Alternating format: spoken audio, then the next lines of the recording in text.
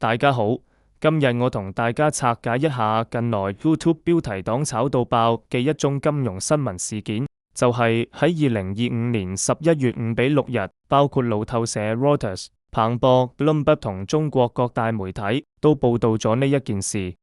中國經香港發行40億美元債券，而且利率竟然接近美國，標題就寫到挑戰美元主導地位，撼動美債信任，聽落好震撼。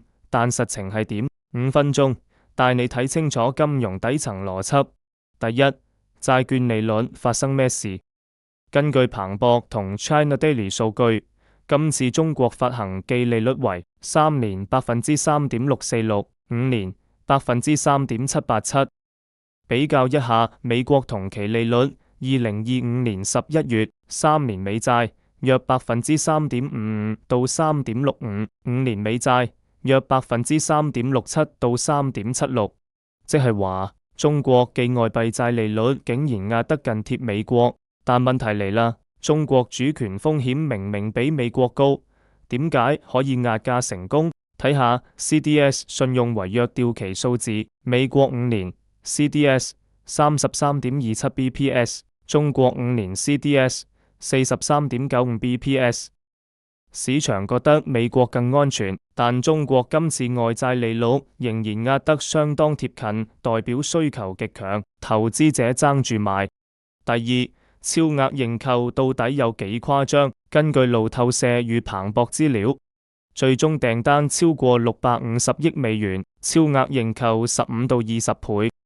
呢點非常關鍵，而且重點係唔只有中國買，而係巴西、沙特、印尼、菲律賓、阿根廷等多地基金都有份。第三，中國發美元債係唔係奇招？唔係，絕對唔係。美元債係國際市場最普通嘅東西。第一個例子，經典案例 Brady Bonds 1980到1990年，墨西哥、阿根廷、巴西、厄瓜多爾、波蘭、菲律賓等等，全部都發行大量美元主權債，規模巨大，影響深遠。案例二，2025年6月，巴西發行27.5億美元主權美元債，5年期，2030到期，15億，10年期，2035到期，12.5億。三，亞洲非洲，根據 IMF、St. Louis Fed， 多國都有美元計價債務，包括印尼、菲律賓、越南、肯尼亞、加納、埃及等等。中國發美元主權債並非奇招，只係國際常見工具。第四，今次事件嘅真正意義，你可能會問，今次中國發40億美元債到底有咩特別？答案係唔係事件本身特別，而係做得靚。原因，利率壓得接近美國，超額認購非常誇張。中國本身國際金融地位已經非常高，中國喺 IMF 嘅份額排全球第3，人民幣已經納入 SDR 籃子。中國長期保持全球最大外匯儲備，而中國嘅國內債市亦係全球第2大。但要留意對比，美國可自由交易嘅國債市場超過28兆美元，中國今次發行40億美元，所以地位不可相提並論。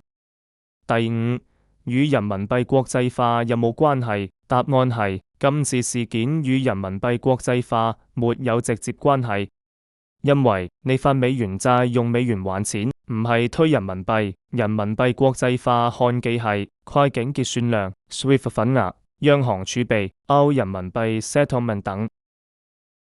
今次純粹係中國測試全球市場嘅投資胃口，香港做平台，外資反應非常正面。結論，中國今次在香港發行40億美元主權債，佢係一個正常而且成熟嘅國際融資操作，做得非常靚，顯示中國喺國際債市嘅定價能力正在提升，是其金融國際化道路上嘅一個小小里程碑。至於有人講人民幣會挑戰美元，呢啲同今次事件無直接關係，而美元霸權會唔會弱，中國會唔會上，真正決定因素唔係一次發債，而係制度吸引力、經濟體系的透明度、地緣政治影響力、軍事力量、國家硬實力與軟實力既總和，呢啲先係貨幣霸權基本質。多謝收睇，如果鍾意呢啲深入但不中伏嘅分析，記得 like、subscribe 同 share 俾你朋友。